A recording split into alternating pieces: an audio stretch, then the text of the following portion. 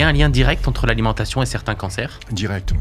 La compote de pommes. Tu sais que ça, c'est plus sucré que du Coca-Cola. Tu regardes sur l'étiquette de la compote de pommes, il y a marqué 17 grammes de sucre. 100 millilitres de Coca, il n'y a que 10 grammes de sucre. Les muesli, c'est la même chose. Alors c'est vrai qu'il y a du fruit, mais c'est des fruits secs. Ça reste du sucré. Ça, il faut bannir au petit déjeuner. Il faut bannir de toute façon ce type de céréales. Le sucre est une drogue. C'est une drogue, mais c'est une drogue légale. C'est pour moi le poison numéro 1. Gilles Lartigot est un lanceur d'alerte, auteur du best-seller vendu à plus de 100 000 exemplaires. Hit, il met en garde contre notre alimentation moderne et ses dégâts sur notre corps. Et les alternatives comme les produits sans sucre qu'on nous vend au supermarché, les biscuits sans sucre par exemple, c'est une bonne alternative? Non, parce qu'il y a des glucides. Dans le biscuit, il y a de la farine, c'est considéré comme des glucides. Les produits sans sucre sont, à part les édulcorants, ça entretient ton addiction au goût sucré. Ouais, ça nous maintient dans l'envie de sucre. Exactement. Je voulais avoir votre avis sur le véganisme. Le véganisme, c'est un combat politique. Le véganisme, c'est une idéologie. Faire un régime sans faire de l'activité physique, c'est une hérésie, parce que vous allez être affamé. Et très souvent, les gens font ce qu'on appelle le jeûne intermittent, ça aussi. C'est pas une arnaque, mais ce n'est pas logique. On jeûne dans la nuit. Et en général, avoir faim le matin, c'est un signe de bonne santé. Je ne vais pas dire que tu es en mauvaise santé, attention. C'est pour ça qu'à partir d'un certain âge, il faut vraiment diminuer les sucres, réduire les glucides, et surtout, j'ai un service à vous demander. Si vous aimez nos émissions, n'hésitez pas à vous abonner, à activer la cloche, ça nous aide énormément. Mettez un commentaire pour l'engagement, ça pousse nos vidéos. Et le like aussi, un grand merci à ceux qui le feront. Gilles, vous avez consacré une partie de votre vie à lancer l'alerte sur l'industrie agroalimentaire et notre alimentation moderne. Qu'est-ce que vous pouvez vous présenter en 2-3 mots? Je suis l'auteur de Hit, qui était un best-seller en France, vendu en plus de 100 000 exemplaires il y a une dizaine d'années. Donc j'interviens depuis plusieurs années dans ce domaine-là, dans le domaine de la dérive, les dangers bien entendu, mais la dérive de notre mode alimentaire moderne et surtout le lien qu'il y a entre ce que nous mangeons et le développement également de nos maladies. Et que se passe-t-il avec notre alimentation aujourd'hui? C'est qu'elle ne correspond plus à nos besoins physiologiques. Ça a commencé à déconner, si tu veux, après les années après-guerre. Alors, je peux te tutoyer? Aucun problème. Je serai plus à l'aise. Évidemment. Donc, ça a commencé à déconner après les années après-guerre. Pourquoi? Parce qu'il y a eu cette industrialisation de notre alimentation. Alors, c'est pas un complot des industriels, c'est aussi notre mode de vie qui a changé. Donc moi, mon expertise, c'est pas uniquement l'alimentation, c'est également les changements sociétaux qui ont impacté notre société moderne et l'alimentation qui a suivi pour répondre justement à notre besoin d'aller plus vite, de faire moins la cuisine, puisque après les années 60, donc la femme et les hommes sont allés sur le marché du travail, donc il n'y avait plus personne en cuisine. Donc il a fallu se faire à manger, je dirais, rapidement, avec notamment le micro-ondes et puis tout l'avènement des plats préparés qui sont arrivés après dans les années 80. On va donner vraiment beaucoup de valeur aux gens sur cette émission. C'est une émission vraiment très intéressante. On va parler des addictions. On va aussi trouver des alternatives sur comment vivre mieux. Mais pourquoi déjà on est addict à certains produits transformés? Parce que c'est le combo parfait. Tu as du sucre, du gras, du sel, des exhausteurs de goût, la texture. Faut pas oublier que les industriels sont pas là pour notre santé. En fait, ils sont là pour faire de l'argent. On vit dans une société capitaliste, donc ces sociétés-là vont optimiser, que ce soit les matières premières, pour faire un maximum, je dirais, de résultats, mais également la consistance, le goût, pour nous rendre addicts. Parce que si on mange plus, forcément, on va consommer plus. Il s'avère qu'aujourd'hui, nous mangeons plus qu'avant et plus de mauvaises choses également. Il y a un lien direct entre l'alimentation et certains cancers? Direct, ouais. Là, c'est toute la nomenclature scientifique qui le dit. Il y a des milliers et des milliers d'études qui ont été faites sur le sujet. Il y a à peu près 1/3 des cancers qui sont directement liés à notre mode alimentaire, notamment le cancer du côlon, le cancer de l'estomac. Mais il y a aussi les cancers, si tu veux, qui sont indirectement dus à notre alimentation via les perturbateurs endocriniens. Les perturbateurs endocriniens, donc, vont modifier beaucoup de choses dans notre organisme. Ils vont impacter, en fait, notre système hormonal et on va avoir un développement, par exemple, et une explosion de cancer de la prostate pour les hommes, qui est le cancer, je dirais, le plus répandu chez l'homme, et le cancer, en fait, du sein chez la femme. Après, il y a un lien aussi direct entre l'alimentation et le pharmaceutique. Je ne sais pas si tu veux un petit peu aborder le sujet.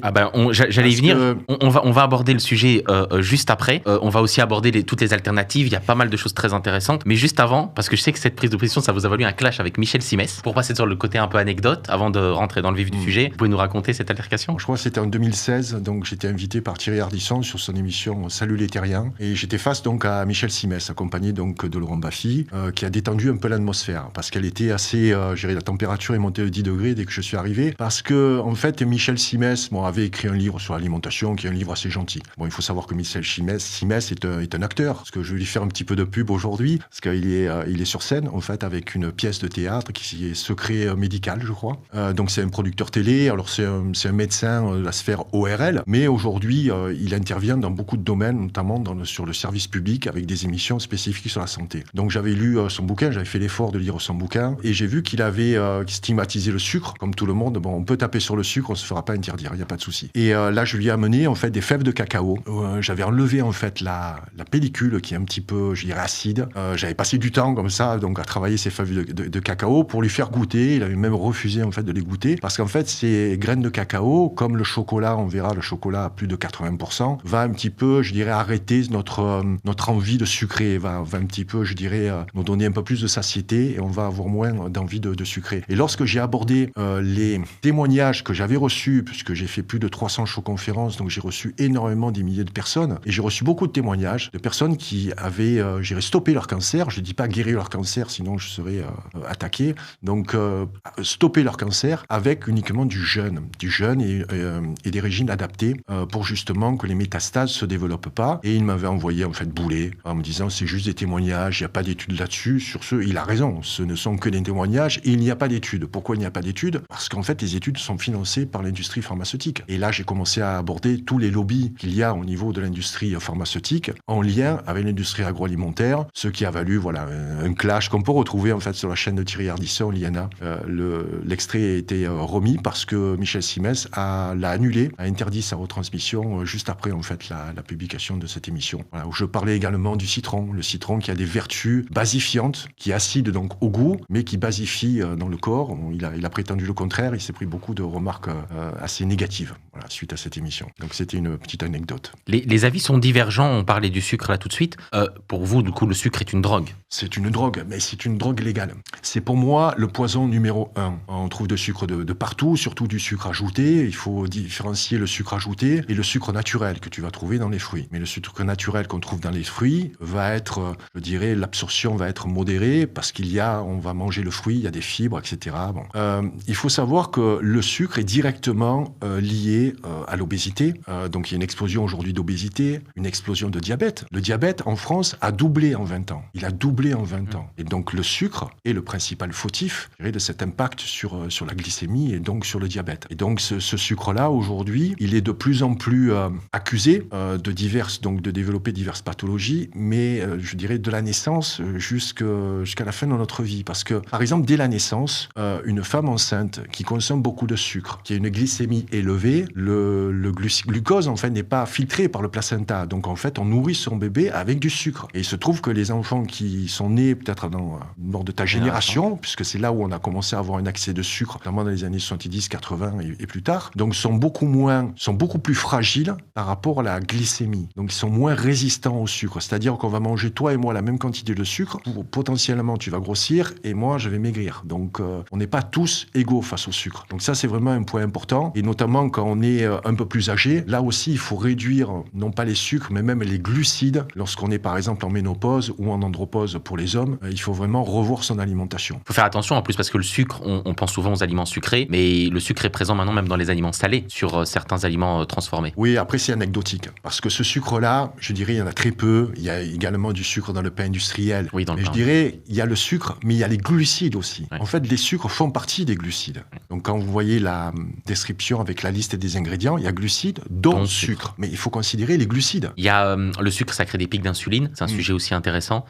Il y a un lien direct entre la consommation de sucre et notre fatigue au quotidien. Oui, parce qu'en fait, lorsqu'on a trop de sucre dans le sang, on va avoir un pic de glycémie. Donc, pour faire baisser cette glycémie, donc ce sucre dans le sang, c'est notre pancréas qui va, comme ça, produire de l'insuline. C'est ce qui nous rend diabétiques, en fait, parce que cette pompe à pancréas va s'épuiser dans le temps. Donc, on va être beaucoup moins réceptif au sucre lorsqu'on est âgé, par exemple. C'est aussi un facteur qui est important parce que la glycémie va directement impacter notre forme, notre état physique. physique. On va avoir un crash comme ça glycémique, donc on va avoir un coup de barre. Donc ça, c'est vraiment, il faut contrôler en fait son apport en sucre et son apport en glucides. Et comment on se sort de cette addiction? Si on pouvait donner aux gens 7 étapes pour sortir de cette addiction au sucre, ce seraient lesquelles? Alors, cette étape, je préfère que sortir du sucre en 7 jours. Parce que 5 jours, c'est parfait. Non, mais j'ai vu ça sur Internet. Tu sais, sur Internet, il y a des charlatans, mais alors, en veux-tu, en voilà, quoi. Donc, ceux qui promettent de sortir, parce que pour moi, c'est une véritable addiction, et je suis un spécialiste de l'addiction, pas qu'alimentaire. On peut pas sortir, donc, d'une addiction rapidement. Par contre, il y a des étapes à mettre en place qui sont relativement simples. Déjà, il faut revoir son alimentation dès le matin.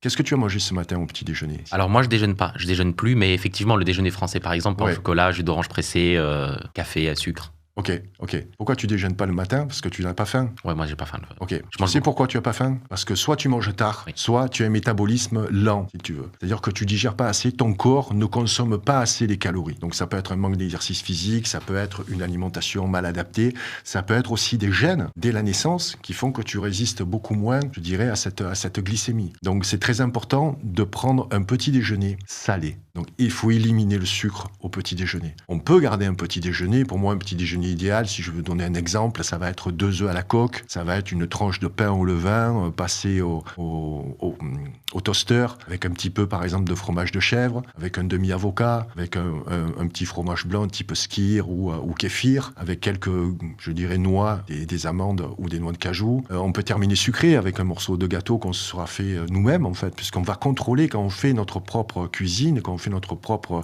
pâtisserie, par exemple, on va contrôler l'apport en sucre. Et on va utiliser aussi des bons sucres, c'est-à-dire des sucres non raffinés. Donc pour moi, le petit déjeuner, c'est un petit repas complet, en fait, le matin. Et très souvent, les gens font ce qu'on appelle le jeûne intermittent, ça aussi. Enfin, c'est pas une arnaque, mais ce n'est pas logique. On jeûne dans la nuit. Donc si on a 12 heures entre le dernier repas et le premier repas de la journée, on va pouvoir, comme ça, je dirais, notre corps va pouvoir se reposer. Et en général, avoir faim le matin, c'est un signe de bonne santé. Je vais pas dire que tu as mauvaise santé, attention. Mais on verra. Peut-être que tu manges peut-être un petit peu trop tard, ou trop lourd, ou ton corps, en fait, n'a pas eu le temps, si tu veux, de digérer. Mais c'est sain d'avoir faim le matin. Et les alternatives comme les produits sans sucre qu'on nous vend au supermarché, les biscuits sans sucre, par exemple, c'est une bonne alternative? Non, parce qu'il y a des glucides. Dans le biscuit, il y a de la farine. C'est considéré comme des glucides. Les produits sans sucre sont, à part les édulcorants, là, les édulcorants, il faut les éviter. Tu sais pourquoi il faut les éviter, les édulcorants?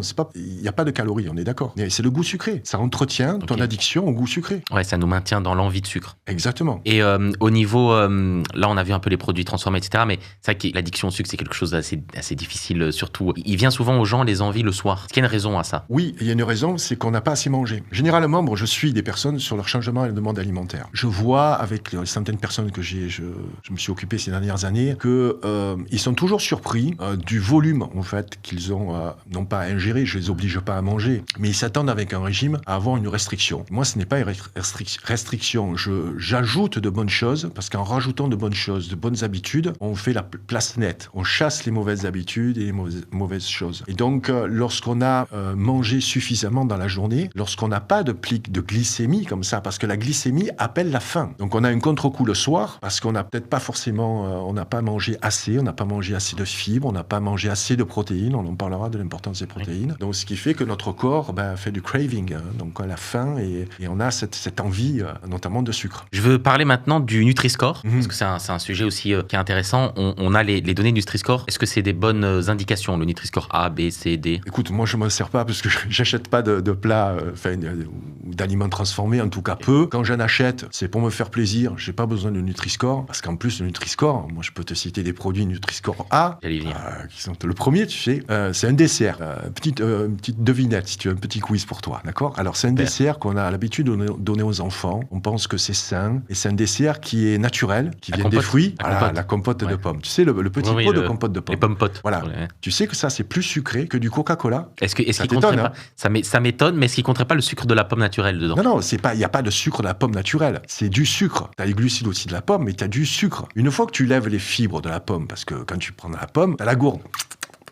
Tu mâches pas. Quand tu mâches pas, c'est qu'il n'y a pas de fibres, ok? C'est vrai. Donc c'est le sucre de la pomme. Et c'est du sucre. Donc tu regardes sur l'étiquette de la compote de pomme, il y a marqué 17 grammes de sucre. 100 millilitres ou 100 grammes de coca, donc 100 millilitres de coca, il n'y a que 10 grammes de sucre. Donc c'est vrai que c'est pas du sucre ajouté, mais l'impact est le même. Ça reste du sucre. Il y en a un autre que j'aime beaucoup, c'est ces galettes régime. Ça s'appelle les galettes de riz soufflé. Tu sais que tu as l'impression de manger du polystyrène, tu vois? Ah ouais. Alors, quelquefois, en plus, tu te mets un peu de beurre de cacahuète, ça peut être pas mal, mais bon. C'est en fait, cette galette de riz soufflé est pas intéressante nutritionnellement, et surtout, elle a un index glycémique qui est très haut. L'index glycémique, en fait, c'est lorsque l'aliment se transforme en sucre. Et là, l'index glycémique, c'est quasiment comme du sucre blanc. Donc, c'est vraiment à éviter. Troisième produit aussi. C'est très prisé, ça, par les gens qui font de la musculation avant les séances, les galettes de riz soufflées. Alors, la musculation, on va en parler un petit peu plus tard, parce que c'est un mode alimentaire qui est un peu à part. Spécifique, ouais. Parce que lorsque tu prends comme ça des sucres rapides, avant une séance d'entraînement, tu vas brûler ce sucre. Parce que le sucre peut être aussi intéressant, parce que c'est une source d'énergie. Mais il faut que tu la dépenses, cette énergie. Bien sûr. Donc, une galette de riz soufflé avant l'entraînement, c'est pas, je dirais, plus mauvais que les boosters chimiques pour congestionner, tu vois. Il y a un troisième produit où là aussi est très prisé par les femmes, même les gens qui se mettent au régime, c'est les céréales le matin. Ouais, tu t'en doutais. Les céréales, les spéciales K, pour ne pas les citer, les Fitness de Nestlé, etc. Bon, tu regardes le taux de sucre, déjà, il y a à peu près 80% de glucides, hein, ok. Et il y a aussi 15 grammes de sucre pour 100 grammes. Donc là aussi, c'est de l'index glycémique très haut, parce que ces céréales, c'est en fait une technique d'extrusion. Donc on va prendre la céréale pour qu'elle soit soufflée, pour qu'elle soit craquante, tu vois, tout ça, on va la cuire à très haute température pour avoir cet aspect, pour que la céréale éclate. Mais en faisant ça, on va augmenter l'index glycémique. Et là aussi, tu vas avoir des index glycémiques très hauts. Les muesli, c'est la même chose. Alors c'est vrai qu'il y a du fruit, mais c'est des fruits secs. Ça reste du sucré. Ça, il faut bannir au petit déjeuner. Il faut bannir de toute façon les céréales, ce type de céréales. Il y a un produit également qu'on pense que c'est sain, c'est les jus de fruits. Mais c'est le pire, je dirais, les jus de fruits, parce que c'est du sucre en fait. C'est que du sucre. Il n'y a pas les fibres des fruits. Donc on pense que même si c'est un jus de fruits sans sucre ajouté, heureusement qu'il n'y a pas de sucre ajouté. Rien que le sucre du fruit, si tu veux, n'a pas le même impact que lorsque tu manges un fruit entier. Donc les jus de fruits aussi à éviter. Donc je t'ai donné, tu vois, quelques exemples de produits avec le Nutri-Score A. C'est pas parce que il y a un Nutri-Score A que c'est bon pour la santé. Là, on a vu les 5 produits à ne surtout pas consommer, même s'ils sont Nutri-Score A. Si on devait passer à 5 produits à absolument avoir chez soi. Alors, pour en revenir là-dessus, à ne surtout pas consommer, on peut les consommer exceptionnellement, on est d'accord. Moi, je bois du Coca-Cola, même des fois du rhum Coca, tu vois, donc voilà. Il n'y a pas d'élimination vraiment drastique. On peut quand même consommer de façon modérée, mais ce type de produit, en général, c'est une habitude. Oui, bien sûr. Donc, les 5 produits indispensables Indispensables, oui, à avoir chez soi. Alors, il y a beaucoup de choses. Alors, il faut toujours avoir une réserve de nourriture chez soi. Je peux te parler un peu du survivalisme, par exemple. Complètement. J'ai connu parce que je suis parti vivre donc au Québec pendant 10 ans, et notamment 2 ans, vraiment dans les bois, au centre du Québec, en Mauricie, pour ceux qui connaissent. Et, donc, on vivait dans une maison où, quelquefois, dans l'hiver, en fait, on était coupé de tout, donc il fallait avoir des réserves. Puis, il y avait une cave, et puis je me souvenais que mon grand-père, de toute façon, avait toujours une cave. Dans la cave de mon grand-père, il y avait du pinard, c'est le vin, tu sais, un petit peu, voilà, pas de gamme, en fait, le vin qu'on faisait avec les vignes, tout ça, mais donc il y avait des conserves, il y avait un peu de sel, il y avait de la farine, enfin des choses pour se faire à manger lorsqu'il y avait des pénuries, parce que mes grands-parents ont connu la guerre. Nous n'avons pas connu la guerre. Donc on a l'habitude que, notamment lorsqu'on vit en ville, et aujourd'hui 8 personnes sur 10 vivent en ville, contrairement à 100 ans où 8 personnes sur 10 vivaient à la campagne, ça a changé beaucoup de choses. Nous on a l'habitude, on sort, on a des dépanneurs, ou dépanneurs c'est au Québec, des épiceries en France qui sont ouvertes quasiment pas toute la nuit, mais bon, on peut avoir de la nourriture très facilement. Donc on oublie de faire des réserves chez soi. Donc en fait, il faut faire des réserves, je dirais, d'aliments, les oléagineux, c'est très bien pour calmer la faim, tu vois, avoir de bonnes huiles, avoir des aliments bruts, non transformés, du type des bonnes farines, un peu de riz, donc ce genre de choses, d'avoir aussi des conserves, parce que les conserves, c'est pas mauvais en soi. On est un gros producteur de sardines, par exemple, en France. Oui. Donc sardines, maquereaux, c'est des choses qui sont très bonnes, en plus pour la santé, puisqu'il y a des oméga 3, donc on peut avoir ce genre de choses. Il y a toute une liste d'aliments, il doit y en avoir une vingtaine, j'ai écrit aussi là-dessus, parce que dans mon deuxième livre, je parle aussi du survivalisme, je parle de la résilience et les aliments qu'il faut garder en fait dans son, entre guillemets, son placard ou dans sa cave. Toujours avoir une réserve d'eau également, donc un minimum. Tu vois, il y a beaucoup de personnes qui ont crié, je dirais, qui se sont inquiétées suite à l'annonce du président Macron, je crois que c'était l'année passée, d'un kit de survie, il faut absolument que vous ayez quelque chose, mais c'est normal en fait. Bien sûr. C'est normal.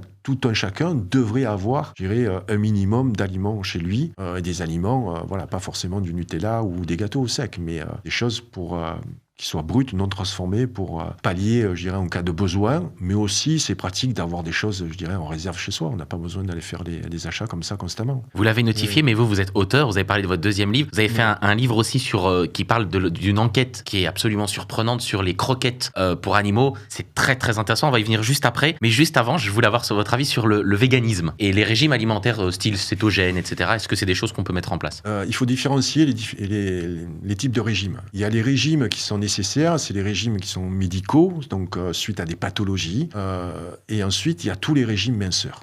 Je pense que tu parles aussi des régimes minceurs. Donc bien sûr. La plupart des régimes, c'est ça. Moi, je suis contre tous les régimes. Dès que vous voyez le mot régime, il faut surtout pas, il faut s'en éloigner, quoi. Le régime, en fait, tous les régimes fonctionnent de la même façon. C'est une restriction calorique. Donc, tu manges moins que ce que tu dépenses. Déjà, faire un régime sans faire de l'activité physique, c'est une hérésie. Parce que vous allez être affamé. Mais surtout, lorsque vous arrêtez le régime, parce que vous n'allez pas faire le régime toute la vie. Quand on arrête le régime, qu'est-ce qui se passe? On va reprendre une alimentation normale et on va grossir. Parce que notre corps va faire de la rétention. L'effet yo-yo. C'est l'effet yo-yo. Donc, il touche particulièrement, je dirais, les femmes qui vont faire le régime, par exemple, au mois de mars-avril, qui vont faire une restriction, qui vont perdre quelques kilos. C'est l'été, on sort, des biscuits apéro, un punch par-ci, par-là, c'est normal, c'est les vacances. Donc là, déjà, tu recommences à regrossir. Tu arrives à septembre, j'ai regrossi pendant l'été. C'est pas grave, c'est l'hiver, on va se couvrir. Tu arrives au printemps, je rentre plus dans mon maillot. Tu refais le régime, et ainsi de suite, jusqu'à,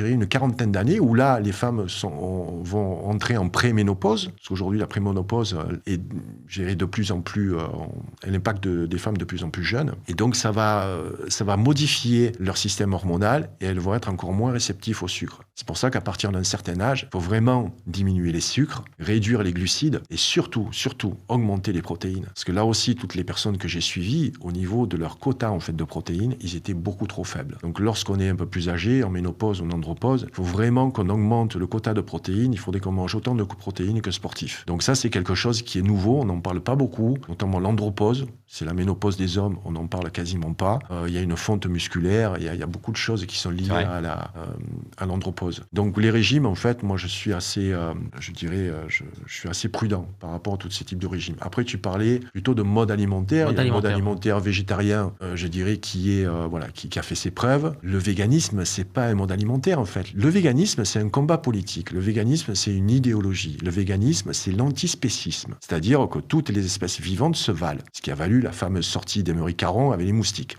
Les moustiques, oui. Je pense qu'il était allé peut-être un petit peu trop loin, il s'en est rendu compte un petit peu après, mais c'est ça en fait l'antispécisme. Donc le véganisme, c'est relativement récent en fait. On porte un combat et j'ai fait une étude justement sur le véganisme. Il y en a très très peu en France, de vrais végans en fait. Les combattants politiques, il y en a un peu moins de 100 000. Il y en a qui font un régime comme ça, végan, mais la plupart sont jeunes, en moins de 30 ans. Les trois quarts, c'est une population féminine, en fait, ce sont des femmes. Je l'expliquerai peut-être par rapport à le côté sensible au niveau des animaux, etc., émotionnel. Il faut savoir que le véganisme n'existe dans aucune religion monothéiste. Aucune religion monothéiste. Il y a des impératifs au niveau de la consommation des animaux, mais il n'y a pas de religion qui interdise comme ça de manger de la chair animale ou du poisson, ce genre de choses. La viande rouge, c'est à consommer avec prudence ou... Non, pas avec prudence, c'est peut-être à consommer avec modération en tout cas, mais il y a différents types de viande rouge. Il y a de la viande rouge qui va être élevée en élevage intensif, avec des grains, des soja OGM, etc., donc qui sont riches en oméga 6, donc pro-inflammatoires. Et je dirais, il y a la viande rouge, la viande bio notamment, avec des bêtes qui sont élevées dans leur environnement naturel, à l'extérieur, avec une viande beaucoup plus riche donc en oméga 3, mais c'est une viande qui est beaucoup plus chère. Bien sûr. Donc ils vont en consommer moins, acheter de la meilleure qualité, c'est ça, en fait. Et aussi réintégrer aussi des végétaux. On manque cruellement de végétaux dans nos assiettes. Puis moi, je suis pas du tout vegan, je suis un grand amateur de viande rouge, mais c'est vrai qu'il y a un sujet aussi très intéressant, c'est l'abattage de masse. Donc je pense qu'aussi privilégier des bons aliments, c'est primordial. Plutôt que d'aller acheter sa viande rouge de basse qualité, privilégier le boucher, privilégier même le producteur directement si c'est possible. Bien sûr. Cette alimentation-là, qui est transformée, elle nous crée des carences. Certains compensent avec les compléments alimentaires. Est-ce que c'est une bonne chose? Alors les compléments alimentaires, c'est la cerise, c'est pas le gâteau. Ça porte bien son nom, c'est un complément alimentaire. Déjà, il faut avoir une alimentation équilibrée. Si on a une alimentation équilibrée, on n'est pas censé se complémenter. Donc les vendeurs de suppléments vous disent que oui, les aliments ont beaucoup moins de nutriments qu'avant. J'ai écrit là-dessus, c'est dégénérescence des nutriments. Oui, effectivement, c'est le cas, mais on n'est pas obligé en fait de se supplémenter. Il y a certaines formes de carences, les plus courantes, c'est la vitamine D, C'est ça. qui est pas forcément par rapport à ce qu'on mange. C'est par exemple là, on est en studio, lumière artificielle, on a 0 vitamine D. On était tout à l'heure au soleil, on est venu à pied, on a un peu pris notre shoot de soleil. Mais la vitamine C, la vitamine D, donc est très très importante pour l'immunité, pour plein de choses dans notre corps. Il y a la vitamine C également, qu'on peut trouver oui dans les fruits, mais on mange peu de fruits. Moi personnellement, je me supplémente régulièrement en vitamine C, surtout l'hiver. Donc c'est une vitamine qu'on ne produit pas nous-mêmes. La vitamine C n'est pas un excitant, on peut en prendre juste avant de dormir, c'est pas du tout un problème. Ça a été vendu comme ça, mais c'est vraiment une vitamine très intéressante, notamment par rapport à son pouvoir antioxydant. Donc il y a d'autres compléments alimentaires, notamment il y a la spiruline. J'aime beaucoup la spiruline, qui est une algue en fait, c'est une cyanobactérie. Vous connaissez la spiruline? Ça ne te parle pas? C'est une algue en fait, c'est un concentré d'algues, donc sous forme de poudre ou de pilule. Et là, donc la spiruline, c'est l'aliment le plus puissant de l'univers, tu vois. Je l'assimile à la kryptonite de Superman. Ok. Non, mais ça a été découvert il y a des milliers et des milliers d'années en fait.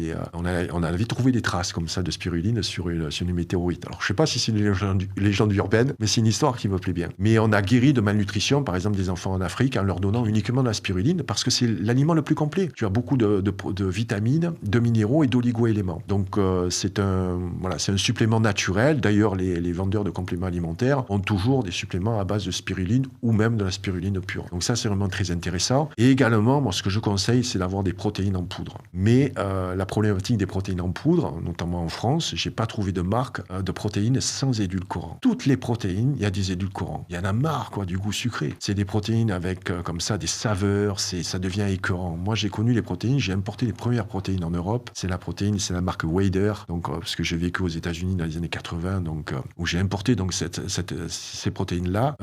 Et ensuite, le marché a explosé. Aujourd'hui, je dirais, tout un chacun qui fait du sport va prendre des compléments en protéines, encore plus ceux qui font de la musculation. Mais il faut avoir des suppléments en protéines, de la protéine, entre guillemets, pure, 100% whey, sans édulcorant. Et j'en ai trouvé une qui n'est pas en France, malheureusement, qui est en Allemagne, et de très bonne qualité. Et cette protéine, en fait, on peut la mettre non pas dans un shaker, en fait, mais on peut la mettre dans un blender, on peut la mettre dans des gâteaux. C'est comme de la farine, tu vois. Et ça Comme de la whey, un peu. C'est de la whey, en fait. Ah, c'est de la whey, okay. Mais il n'y a pas d'édulcorant, il n'y a pas de goût, en fait. C'est de la whey qui est neutre, en fait. Et donc, par contre, il faut la cuisiner. Et ça, c'est quelque chose de très intéressant. Donc ça, c'est des compléments alimentaires, je dirais, à consommer en cure, voilà, plus ou moins régulièrement. Il y a quelque chose aussi qui est fantastique, c'est l'eau de Quinton, qui est un extrait d'eau de mer. L'eau de Quinton, en fait, c'était découvert par René Quinton, qui est un biologiste français, qui avait des sanatoriums, en fait, où il guérissait de malnutrition, de certaines pathologies avec de l'eau de mer, qui est filtrée, bien entendu. Mais donc ça, c'est une concentrée également de vitamines, de minéraux, d'oligo-éléments, parce que notre corps, en fait, est composé à 70% d'eau, et le plasma sanguin est relativement proche aussi des concentrations de sel, notamment dans l'eau de Quinton. Donc voilà, il y a différents, je dirais, compléments alimentaires, même des compléments alimentaires naturels qu'on peut consommer. Ouais. Au niveau des horaires, est-ce qu'il y a des horaires idéaux pour manger, pour la digestion, pour justement cette gestion de la fatigue? Alors, si je m'appuie là sur la médecine chinoise, il y a des horaires, en fait, où notre estomac est propice donc à la digestion. Par exemple, le matin, c'est entre 7h et 9h. Donc, il y a aussi le midi, entre 11h et 13h. Et en général, le soir, il faudrait manger relativement tôt. Moi, j'essaye de garder la bonne habitude que j'ai eue au Québec. Là-bas, les gens mangent, dînent, ça va peut-être choquer les Français, mais à partir de 18h30. Ils dînent très tôt. Ce qui est doublement intéressant parce qu'on a le temps de digérer avant d'aller se coucher, mais surtout, on a ces 12 heures de jeûne entre le dernier repas de la journée et le premier repas du lendemain. Et ça, ces 12 heures sont très, très intéressants. Parce que, en général, si on rentre tard, on mange par exemple à 21h, qu'on se lève relativement tôt, 6-7 heures du matin, c'est normal qu'on n'ait pas faim. Tu vois, et en fait, on va être constamment décalé. Parce que si on n'a pas faim, on va avoir du craving comme ça, 10-11 heures, on va prendre un snack sucré. C'est terrible, hein, dans les cafétérias, même dans les hôpitaux. Tu sors des hôpitaux, il y a du Mars, tu vois, de Kit Kat, etc. C'est absolument démentiel, oui. Donc, on va avoir envie de ça. Donc, on va prendre du sucré. Donc, on va avoir faim le midi. On va pas forcément manger équilibré. Pareil, on va avoir faim à 17h. Donc, tu vois, en fait, c'est une spirale qui va nous pousser comme ça à manger, et surtout à manger des choses sucrées. C'est vrai que dans les hôpitaux, vous avez soulevé le truc, mais c'est vrai que dans les hôpitaux, ils font pas forcément une nourriture saine. J'ai pu le remarquer lors d'un séjour à l'hôpital, c'est qu'ils font manger effectivement n'importe quoi. J'ai vu des gens avec du diabète Ouais. qui ont donné comme ça du sucre. Oui, en partie, c'est... En général, je veux pas taper sur les hôpitaux. Ah non, pas du tout, surtout mais pas. parce qu'il y a des nutritionnistes. En C'est- général, les repas, C'est ça. ils sont, ils sont entre guillemets équilibrés. Mais moi aussi, j'ai fait un séjour donc à l'hôpital et puis je peux constater, même si je demande un menu, par exemple végétarien, parce que je préfère pas manger de poulet ou des choses comme ça, donc j'ai des droits à une omelette, mais qui est hyper cuite, donc Oui, c'est c'est pas bon du tout. c'est hein. pas bon du tout. Le riz, il est blanc. Il y a la compote de pommes, bien Oui, entendu. oui. La petite compote de pommes, le petit yogourt. Le matin, c'est une tartine avec du miel, et puis café au chocolat. Bon, d'accord, c'est pas. Mais ça rentre dans, je dirais, les critères du bilan nutritionnel de la santé en France. Complètement, c'est très important. C'est un sujet important, ça, la nourriture à l'hôpital. Pour passer à l'aspect directement lié à l'alimentation, le sport, vous êtes un adepte de musculation, vous faites de la musculation. Vous avez même une anecdote aux États-Unis avec Arnold Schwarzenegger. Ouais. Je vivais à Los Angeles, j'avais 18 ans, et donc je pousse la salle de la salle de gym, Gold Gym à Venice Beach, qui est une salle mythique, quoi, et je tombe en fait sur Arnold Schwarzenegger. Je faisais la musculation déjà depuis 1 an et demi. Moi, je m'étais mis à la musculation parce que je faisais un complexe de maigreur, mais je me suis aperçu plus tard en fait que vraiment la musculation, c'est très important. Le muscle, c'est la clé par rapport à notre métabolisme aussi et par rapport à notre résistance au sucre. Parce que le fait d'avoir un corps musclé, c'est pas juste pour se faire des photos sur un compte Instagram, mais c'est une assurance vie, c'est une assurance vie métabolique, la musculation. Il faut savoir que le muscle est le principal consommateur de sucre. Pour avoir de l'énergie, donc il va consommer du sucre, on va brûler justement cette énergie, elle ne va pas se transformer en graisse. Le muscle également a un autre avantage, c'est qu'il va consommer des calories au repos. C'est-à-dire qu'un kilo de muscle au repos consomme 30 calories par jour. Donc tu as 50 kilos de muscle, tu lèves la masse grasse, tu lèves les organes, tu lèves le squelette, etc. Bon, une cinquantaine de kilos pour quelqu'un qui va peser 70 kilos, par exemple, tu consommes quasiment 1500 calories, ce qui est énorme. Donc le fait qu'on ait un corps musclé, ça permet d'être plus résistant, à l'insuline, consommer un peu plus de sucre et surtout ne pas avoir de frustration des régimes, etc. Voilà. Ouais. Donc on a un métabolisme aussi lorsqu'on est musclé plus rapide. Donc le muscle, c'est comme un poêle à bois qui est alimenté constamment. Donc le poêle chauffe, tu peux mettre ce que tu veux dans le poêle, ça va continuer à brûler. Mais si tu as un métabolisme lent, il faut chaque fois que tu redémarres le feu, c'est beaucoup plus long. C'est ce qui fait la différence. Oui, ce qui fait la différence. Donc ça fait 40 ans que je fais de la culture physique, j'appelle pas ça la musculation, mais la culture physique. Et j'encourage tout un chacun à en faire le plus souvent possible. Et notamment lorsqu'on dépasse les 40 ou 50 ans, bon, il faut mieux s'y prendre un peu à l'avance, mais c'est indispensable. Parce qu'aujourd'hui, tu vois, 8 personnes sur 10 travaillent dans le tertiaire. Donc on est assis, comme aujourd'hui. C'est pas qu'on travaille pas, on produit peut-être intellectuellement, etc. Mais on est fait en fait nous sommes des bipèdes, on est fait aussi pour dépenser comme ça de l'énergie, travailler aussi avec nos mains, nos arrière-grands-parents travaillaient la terre, etc. La vie est beaucoup plus connectée à la nature. Tandis qu'aujourd'hui, en étant assis, en faisant des métiers comme ça dans le tertiaire, notre corps ne va pas dépenser de l'énergie. C'est pour ça que si on n'a pas un mode alimentaire qui est restrictif, et on peut pas aujourd'hui, avec tous les écarts qu'on fait, la gourmandise, etc., c'est normal en fait qu'on grossisse petit à petit, et puis on est tous différents. Moi j'ai un physique, tu vois, qui est ectomorphe, c'est-à-dire grand, mince. Il y a d'autres physiques qui sont endomorphes, c'est-à-dire avoir un corps un petit peu plus gras, donc un métabolisme un petit peu plus lent. Et après, tu as les endomorphes, donc il y a les mésomorphes, donc qui sont beaucoup plus réceptifs, moins réceptifs, donc beaucoup plus réceptifs, au sucre. Et ensuite, tu as les mésomorphes qui sont entre les deux. Arnold Schwarzenegger, il est un mésomorphe, par exemple. Voilà. Quelqu'un qui a capacité à faire beaucoup de muscles. Donc voilà, on n'est pas tous égaux à la naissance. Au niveau des additifs, quels additifs il faut faire absolument attention quand on les voit sur nos paquets à éviter? On en a parlé, c'est les édulcorants, principalement. Donc les édulcorants confortent comme ça notre addiction au sucre. Certains édulcorants, en fait, ne résistent pas à la chaleur, c'est-à-dire qu'ils résistent au niveau du goût, mais en fait, ça se transforme en molécules toxiques. Donc faire très attention à tout ce qui est édulcorant et pas uniquement l'aspartame. Il y a également tout ce qui est nitrate et nitrite que tu trouves par exemple à la charcuterie. Mais bon, on va pas manger un saucisson tous les jours, d'accord? Voilà, mais il faut limiter en fait les nitrates et les nitrites. Il y en a un que j'aime beaucoup en fait, c'est le glutamate monosodique. C'est en fait, tu sais, l'additif, on appelle ça l'additif chinois en fait, c'est cette odeur que tu as lorsque tu vas dans des restaurants chinois ou vietnamiens où tu sens, tu vois, il y a une odeur comme ça qui te reste imprégnée quand tu rentres chez toi. Tu sais, oh, tu allais manger chez le chinois, non, tu vois. C'est ça en fait, c'est le glutamate monosodique.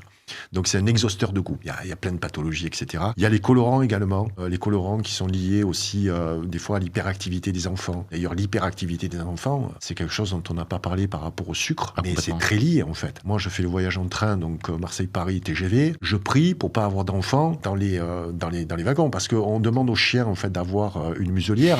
Moi, je voudrais qu'on masque les enfants, hein, tu vois. Je plaisante. Je sais évidemment. Mais à moitié. Mais ils sont excités, mais oui, mais ils le sucre, bien sûr. Non, mais ils hurlent les enfants. Ouais. Ils hurlent. Je me mets à la place des parents. Ça doit être infernal. Mais limiter le sucre pour les enfants, parce qu'on a rendu nos enfants junkies. Nos enfants sont drogués aujourd'hui. Ils sont drogués. On a commencé à les droguer dans les années 80, où on a commencé à en donner des céréales le matin, des céréales sucrées. Aujourd'hui, le sucre est omniprésent. Tu sais que l'OMS donne un quota de sucre maximum de 50 grammes par personne, par adulte. Et idéalement 25 grammes pour avoir des bénéfices santé. Sais-tu combien on consomme en moyenne en France et en Belgique? On devrait être un petit peu pareil. 70 grammes. En moyenne. Il y en a qui sont à 50 et peut-être qui sont à 100. Comme aux États-Unis, la moyenne, c'est de 100. Et on a vu les impacts sur l'alimentation. Heureusement, aujourd'hui, qu'il y a des gens comme Kennedy dans le gouvernement Trump qui ont pris, je dirais, le taureau par les cornes et qui vont inverser la pyramide alimentaire comme ça pour récupérer un petit peu, je dirais, avoir la main sur l'alimentation. Donc, le sucre a un impact qui est vraiment terrible sur les enfants et l'excitation. Le mécanisme, qu'est-ce qui se passe dans notre cerveau pour qu'on soit addict comme ça au sucre? Tu connais l'hormone du bonheur? Oui. Voilà, c'est la dopamine. C'est la dopamine. Alors, c'est pas lorsque tu manges du chocolat ou tout le monde aime le chocolat d'ailleurs. Sûr. Mais c'est le fait de savoir que tu vas manger du chocolat. Donc, tu déclenches déjà la dopamine quand tu vas voir une belle série, etc. Voilà, donc c'est le même système. C'est un système de récompense. Voilà, c'est l'hormone de la récompense. Et en fait, la dopamine appelle justement à manger du sucre, manger des choses. Des fois, il y a des gens qui ont besoin comme ça d'un shoot de sucre et de glycémie. Donc la dopamine, c'est un neurotransmetteur qui vont nous rendre heureux. Parce que le sucre, pour en revenir là encore au sucre, c'est aussi l'aliment de la récompense. Lorsqu'on allait chez mamie, on avait le l'œuf Kinder. Lorsqu'on va chez papa, souvent, les couples malheureusement sont divorcés aujourd'hui. Peut-être c'est la femme qui garde l'enfant. L'enfant va un week-end sur 2 chez son papa. Et là, il va profiter. Qu'est-ce que tu veux, mon chéri? Je voudrais, tu vois, aller au McDo. Allez, on va prendre donc Sunday, au chocolat. Donc voilà. Et en fait, le sucre, c'est vraiment l'aliment de la récompense, lui aussi. Donc tu vois, c'est nouveau. Hein. On pense qu'on mangeait des sucres. Avant, c'était le gras. Avant, c'était le gras, c'était le sel, c'était les aliments qui étaient riches. C'était les aliments en fait qui étaient nourrissants. Mais aujourd'hui, c'est pas des aliments nourrissants, tu vois. C'est des aliments qui sont bons au goût. D'ailleurs, quand on demande à quelqu'un, ça va, tu as bien mangé? Oui, c'était bon. Oui, mais c'est bon au goût ou c'est bon nutritionnellement? Moi, j'ai appris justement en fréquentant ces culturistes comme Arnold Schwarzenegger. En fait, c'était Terminator avant l'heure. Tu vois, ils scannaient ce qu'ils avaient dans l'assiette. Donc, tant de protéines, tant de glucides, tu vois, les lipides, etc. On n'a pas parlé des bons gras, tu vois, les bonnes graisses, comme les oléagineux, les avocats, l'huile d'olive, bien entendu. J'en ai parlé tout à l'heure, on y vient. Votre enquête sur les croquettes qui est super passionnante. Les croquettes, alors parlez-nous-en, vous en parlez mieux que moi. Qu'est-ce qui se passe avec les croquettes pour nos animaux? Donc, je m'intéresse beaucoup, je dirais, à la cause animale avec les enquêtes qu'on a fait avec mon épouse dans le milieu de l'élevage intensif, des abattoirs, etc., etc. Il se trouve que nous avons des animaux, notamment des chiens et des chats, et que mon épouse, comme ça, est naturopathe, spécialiste en alimentation animale, et très tôt, elle m'a mis elle m'a donné l'idée, elle m'a fourni des informations, une enquête sur comment on nourrit nos animaux aujourd'hui. Il faut savoir que 8 personnes sur 10 donnent des croquettes à leur animal. Même des gens qui mangent bio, même des gens qui sont végétariens, on va donner des croquettes à notre animal. C'est une hérésie complète, parce que les croquettes sont l'aliment ultra transformé par excellence. Tu peux pas avoir plus ultra transformé que des croquettes. C'est extrudé. Il y a des exhausteurs de goût. C'est enrobé donc d'arômes avec les graisses. Donc ça crée de la déshydratation et surtout ça crée des pathologies qui sont les mêmes que pour nous humains. Il se trouve qu'en France, il y a à peu près une personne sur 2 qui est en surpoids ou en obésité. Chez les animaux, c'est pareil. On a un animal sur 2 qui est en surpoids ou en obésité. Et on va donc lui donner des croquettes light. Un peu comme les Kellogg's K qu'on a pour les humains. C'est vrai. C'est ça. Donc en fait, l'industrie a créé comme ça, je dirais, le syndrome, c'est-à-dire la croquette, qui va déclencher certains symptômes, et puis avoir des palliatifs, donc des croquettes comme ça qui vont être pour des chiens ou des chats qui vont être obèses ou en surpoids, donc light, des chats qui vont développer des insuffisances rénales, il y a des croquettes urinary. Bon, c'est quoi le problème de la croquette? C'est un aliment déshydraté, l'animal ne boit pas assez pour compenser cette déshydratation. Deuxièmement, il y a des glucides, et là on revient, c'est pas du sucre, mais c'est de l'amidon. Et le chat et le chien sont des carnivores, surtout le chat. Le chien peut manger des glucides, glucides très modérément. Alors, comment se fait-il que les glucides ne sont pas indiqués sur les paquets de croquettes? Ah bon? Tu regardes un paquet de croquettes, il y a protéines, lipides, cellulose, cendres. That's it. Où sont les glucides? Parce que c'est pas obligatoire d'indiquer les glucides sur le paquet. Mais je comprends pas. Pourquoi c'est pas obligatoire? Ah oui. Qui fait la réglementation? En Europe, c'est la FEDIAF, l'AFCO aux États-Unis, et dans les comités de direction de l'AFCO et de la FEDIAF, il y a tous les plus gros industriels. Royal Canin, avec le groupe Mars. Le groupe Mars. Les croquettes Royal Canin ont été rachetées par le groupe Mars. Mars, c'est les barres chocolatées. Hein. Oui, de la barre chocolatée à la croquette. Qui ont racheté également des cliniques vétérinaires, Anicura. Okay, j'ai jamais, Benito, rencontré un secteur industriel avec autant de conflits d'intérêts. Donc ces gens-là ont fait la réglementation, n'ont pas rendu obligatoire le fait de mettre le taux de glucides sur les paquets. Donc c'est bien qu'on veut nous cacher quelque chose. Mais surtout, moi j'en veux beaucoup à une profession, j'ai beaucoup de respect pour eux, mais je leur en veux beaucoup lorsqu'ils imposent comme ça, ils ont quasiment imposé la croquette comme aliment de référence. Ce sont les vétérinaires. Il faut savoir que les vétérinaires, en général, ils vendent du Royal Canin ou du Hills. Pourquoi? Il faut savoir que les écoles vétérinaires sont financées par les industriels, notamment Royal Canin, Hills, Virbac, Affinity avec Nestlé, etc. Et donc, ils sont un peu, je dirais, on leur a appris, on leur a donné aussi des enquêtes et des référents qui ont été fournis, en fait, par les industriels. Donc, ils n'ont pas notion de la qualité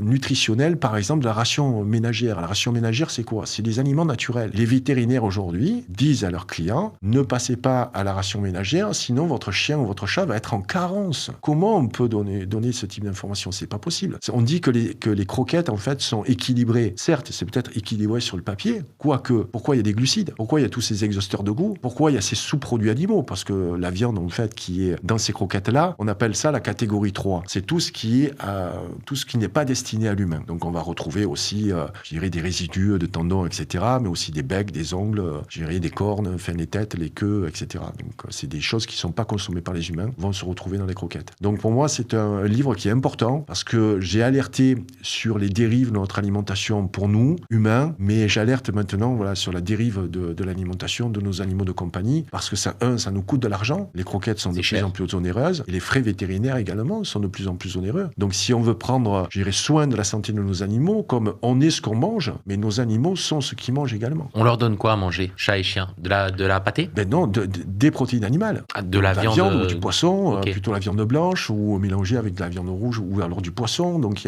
il y a aussi une part de fibres, on peut intégrer des légumes et tout, mais très très peu de glucides. Et on peut aussi avoir une alimentation mixte, c'est-à-dire en intégrant des pâtés, plutôt des pâtés que de la croquette sèche. Ça va, donc je suis conscient que peut-être pas tout le monde a le temps de faire... déjà, on n'a pas le temps de se cuisiner pour nous. Je ne vois pas pourquoi on arriverait à cuisiner pour les animaux. C'est pas très compliqué, c'est pas très cher, surtout lorsqu'on a des petits chiens. Alors du coup, là, on vient de parler des croquettes donc pour les animaux. On va légèrement digresser sur la vidéo, mais j'ai envie de faire une parenthèse, c'est important. Vous avez fait une enquête sur la maltraitance animale des lévriers, normalement. Ça a donné, en fait, le livre Hit, parce que c'était la première enquête que j'ai fait dans la maltraitance animale. Ça a été les lévriers en Espagne, qu'on appelle les galgos, plutôt, qui sont utilisés pour la chasse.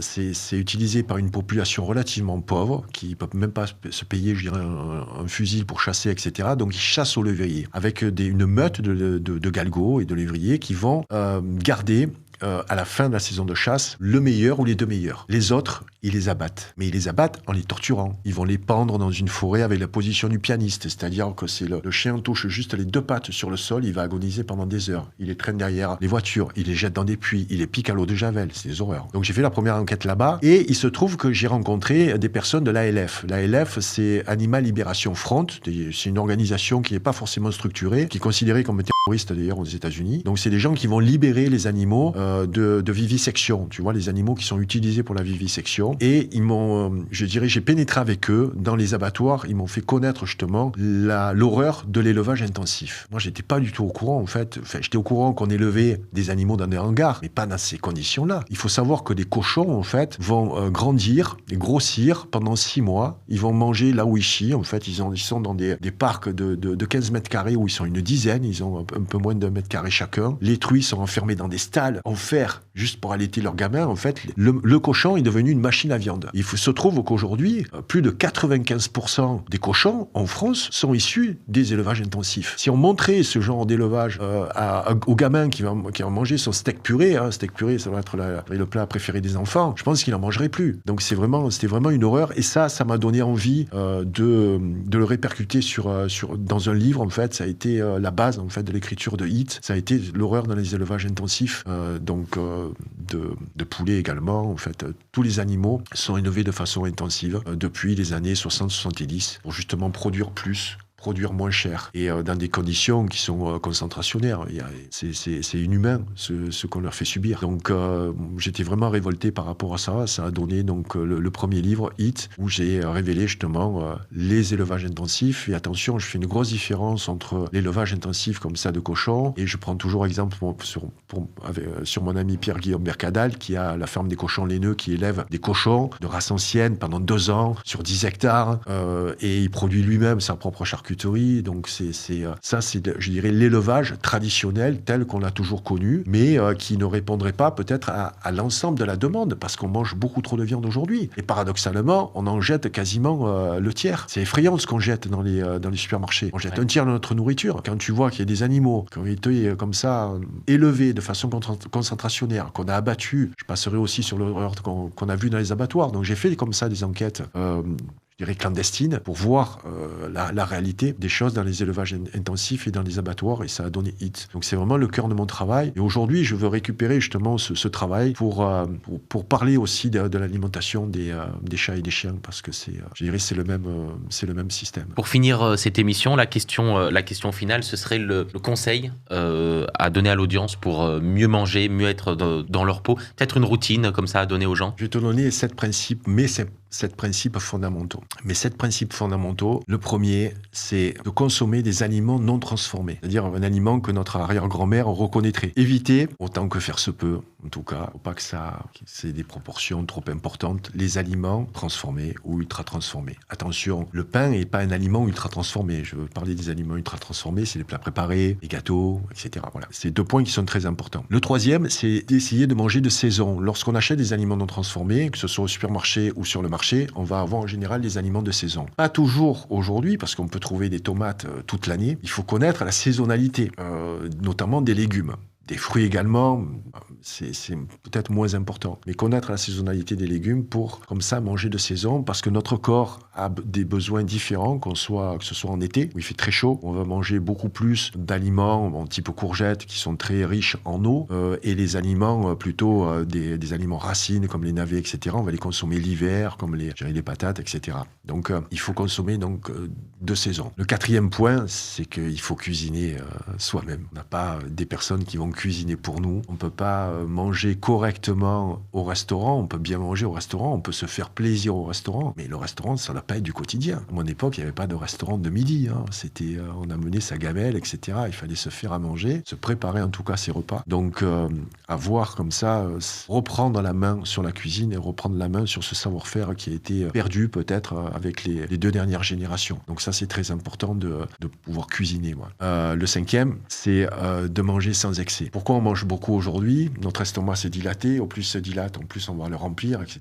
Donc il faut augmenter ses fruits et ses légumes, notamment les légumes parce que c'est riche en fibres. Et donc on va avoir aussi une satiété. Pourquoi il faut mâcher ? Parce que quand on mâche, déjà on va déclencher nos 6 glandes salivaires. La salive va aider à la digestion. Mais aussi ça va déclencher notre sentiment de satiété. Au plus on mâche, plus on va avoir ce sentiment de satiété qui va arriver, contrairement à un hamburger où on mâche 2-3 fois et puis on va l'avaler. C'est dans les concours, je me permets, dans les concours, c'est utilisé justement dans les concours de gros mangeurs de mâcher le moins possible. Ils déglutissent à l'eau pour faire passer la nourriture. Dans les concours où ils mangent le plus de hot dog possible, etc. Okay. Ils avalent ça en fait sans mâcher. Ils prennent le hot dog, ils essayent de le mettre quasi entier, ils mettent de l'eau et ils font passer à l'eau. Okay. Parce que justement, c'est le cas extrême. Parce que justement, le fait de mâcher, ça enclenche le sentiment de satiété. Donc pour pouvoir encaisser. Oui, et puis c'est peut-être plus long aussi de mâcher que d'avaler comme ça. Il y a aussi ça. Mais c'est pour ça que je suis pas forcément favorable à tous les plats. Là aussi, c'est un peu comme les croquettes. On dit que c'est équilibré. Je vais pas citer les marques. marques, mais bon, il y a des compléments, pas forcément des protéines, tu sais, que tu mets dans des shakers, que tu bois comme ça, et soi-disant, c'est un repas complet. Ouais, perdez pas votre temps à manger, mais on perd pas son temps à manger. Il faut se poser. À un moment donné, il faut déconnecter son portable, se concentrer sur notre alimentation. Donc ça, c'est important, donc voilà, de manger sans excès. Le 6e point, c'est de pratiquer ce jeûne, donc ce repos digestif, on en a parlé, donc dernier repas de la journée, 12 heures après, il y a le premier repas le lendemain. Voilà, donc garder comme ça ces 12 heures entre le dernier repas et le premier repas de la journée. Donc ça, c'est vraiment important, et avec six habitudes, on peut s'adonner la 7e, qui pour moi la préférée, c'est qu'il faut transgresser les règles. Il faut se faire plaisir. Moi, je dis à les personnes dont je m'occupe, voilà, de se faire plaisir modérément, bien entendu, bon, peut-être une fois par semaine déjà. Donc, si on peut se dire, voilà, le dimanche, tout est permis. On va pas se prendre un pot d'Agendas aussi, hein, mais il faut être raisonnable. On peut se faire une pizza, on peut se faire voilà, une tiramisu ou un baba au rhum. Je crois que tu aimes beaucoup le baba au rhum. J'aime beaucoup le baba au rhum, ouais. J'ai découvert le baba au rhum au limoncello. Oui, le baba au limoncello, c'est exceptionnel d'ailleurs. Donc, c'est exceptionnel, tu vois, parce que lorsqu'on mange correctement, lorsqu'on se prépare à manger, lorsqu'on on organise en fait ses repas, on limite les repas à l'extérieur et qu'on fait assez d'activité physique, qu'on dort suffisamment. 6 heures, c'est pas assez. Hein. Il faut 8 heures de sommeil. Il y en a qui dorment mieux que d'autres, mais en général, c'est 8 heures de sommeil. Donc, c'est très important de se caler au rythme circadien. Le rythme circadien, c'est un rythme naturel. Lorsque le soleil se lève, en général, notre corps déclenche du cortisol pour nous réveiller. Lorsque le soleil décline et se couche, on a la mélatonine qui apparaît, donc qui est l'hormone dite du sommeil, qui va nous permettre de nous endormir. Lorsqu'on travaille de nuit, c'est très très compliqué. On a vu que ceux qui travaillaient de nuit étaient beaucoup plus réceptifs, notamment à différentes pathologies, notamment des cancers. Donc c'est très demandeur de travailler la nuit parce qu'on est en complet décalage avec notre rythme naturel. Donc essayez autant que faire se peut, de se coucher relativement tôt, dîner relativement tôt, mais on est confronté à la société moderne. C'est vraiment là l'expertise de mon travail, c'est comment a évolué notre société, comment aujourd'hui on peut répondre aux exigences de la société moderne tout en préservant notre santé. C'est pas facile. Moi, je pense qu'on peut finir cette émission là-dessus. En tout cas, je vous remercie, c'était très intéressant et nous on se retrouve très vite pour une nouvelle vidéo. Merci.